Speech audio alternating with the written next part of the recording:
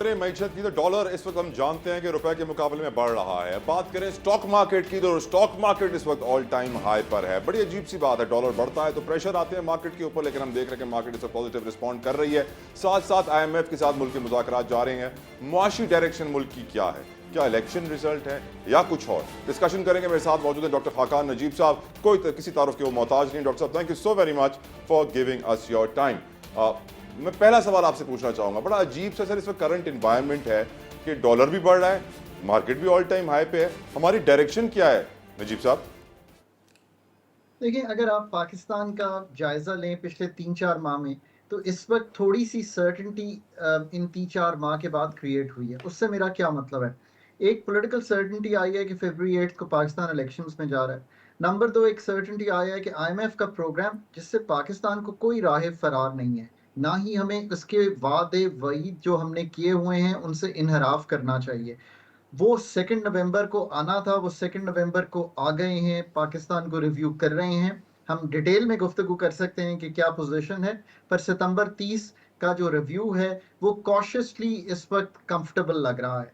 Number 3, Pakistan की जो establishment है, जो अथॉरिटीज़ हैं, उन्होंने एक क्रैकडाउन किया स्मगलिंग पे, अफगान ट्रांजिट ट्रेड पे, होर्डिंग पे, जो डॉलर की एक मार्केट क्रिएट हुई हुई थी उस पे।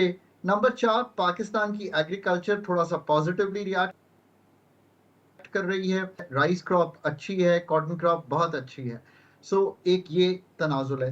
नंबर 5, आपका जो लार्ज स्केल मैन्युफैक्चरिंग है उसने जुलाई में थोड़ा और अगस्त में थोड़ा सा ज्यादा रिवर्सल दिखाया है।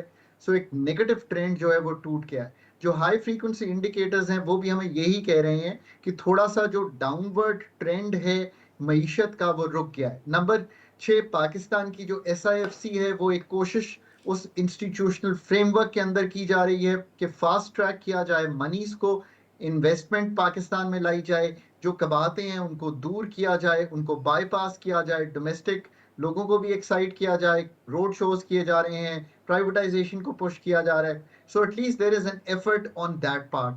नंबर 7, जो प्रॉफिटेबिलिटी ऑफ कंपनीज है वो भी रीजनेबल आ रही है, बैंकों की, पेट्रोलियम कंपनीज की।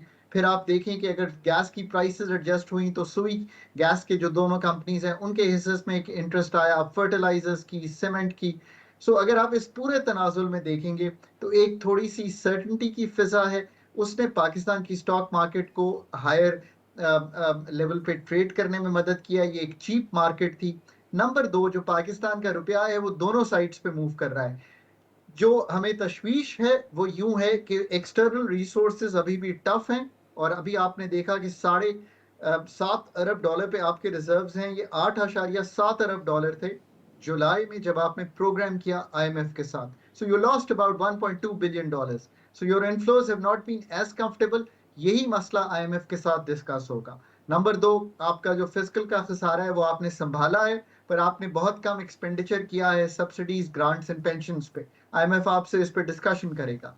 इसी तरह एनर्जी के अहदाफ हैं, उस पर एक डिस्कशन होगी। SOEs की किताब है, ये किताब मैंने 2013 में चूंकि पहली दफा लिखी थी, उसके बाद 3-4 किताबें लिखी, फिर उसकी अपडेट नहीं हुई है 2020 के बाद। सो IMF आपसे एक स्ट्रक्चरल बेंचमार्क है कि आपने दिसंबर में एक अपडेटेड 21 का भी 22 का भी डेटा आ गया है, वो आपने करना है। प्रोग्राम होपफुली आपका चलता रहे तो 710 मिलियन डॉलर ये, और बाकी फंड्स अब आपने लाने हैं। ये है टफ काम, जो डेट क्रिएटिंग फंड्स हैं। कमर्शियल 3 से 5 अरब डॉलर, पाकिस्तान की जनीवा प्लेजेस, पाकिस्तान की multilateral project and programme financing, Pakistan के रोल ओवर्स, ये सब काम आपने करने हैं। एक्सपोर्ट को थोड़ी सी तकवीत मिलनी चाहिए अगर लार्ज स्केल चली है। एग्रीकल्चर अगर चला है तो एक्सपोर्ट्स को तकवीत मिलनी चाहिए, रेमिटेंसेस को यहाँ से थोड़ा सा बेहतर होना चाहिए। और पर आपका डॉक्टर एफ साहब, if you allow me to add एक छोटा सा क्वेश्चन ऐड कर दूं। IMF की ये भी स्टेटमेंट आई थी कि इलेक्शंस के वक्त डॉलर के ऊपर प्रेशर फिर बढ़ जाएगा फाइनेंसिंग का गैप ज्यादा होने की वजह से। आप इससे एग्री करेंगे सर? तो मैंने आपके सामने यही रखा कि जो आपने पहले जो जुलाई में प्रोग्राम किया और आज जहां खड़े हैं, तो आपने अगर स्टेट बैंक के रिजर्व्स को 1.2 बिलियन ब्लीड किया, आगे जाने में डिपेंड ये इस बात पे करेगा कि आप डेट क्रिएटिंग फ्लोज जो हैं, कमर्शियल भी, बायलैटरल भी, मल्टीलैटरल भी, फ्रेंडली कंट्रीज से भी, प्लस आपके जो जनीवा के 9-10 अरब डॉलर के प्लेजेस थे, प्रोग्राम, प्रोजेक्ट, लोन्स, ये सब आप कैसे लाते हैं?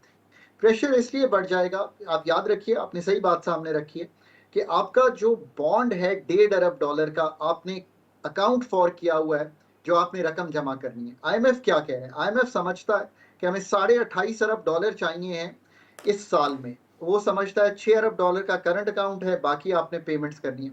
एक तो मेरा ख्याल है कि करंट अकाउंट 4 से 6 अरब के दरमियान कहीं वेरी करेगा, एग्जैक्ट तो कोई भी नहीं बता सकता इसको, और आपने बाकी पेमेंट्स अरेंज करनी है। अगर 1.5 अरब डॉलर आप अपना बॉन्ड फ्लोट नहीं कर पाएंगे, मेरा लाइकली ख्याल ये है, गिवन द इंटरनेशनल मार्केट जहां पे 5.25% यूएस ट्रेजरी का रेट है, पाकिस्तान का रेट ऐसा आएगा कि आप कर नहीं पाएंगे। So you will not go into that. 3 से 5 अरब डॉलर के मैं कहता हूँ कमर्शियल इनफ्लोज आपको लेने हैं, वो भी चूंकि 5.25% पे लोग यूएस राइट। ट्रेजरी को पैसे देंगे, या आपको 8, 9, 10% पे जाकर अगर देंगे, तो वो भी आपके लिए शायद मुश्किल हो।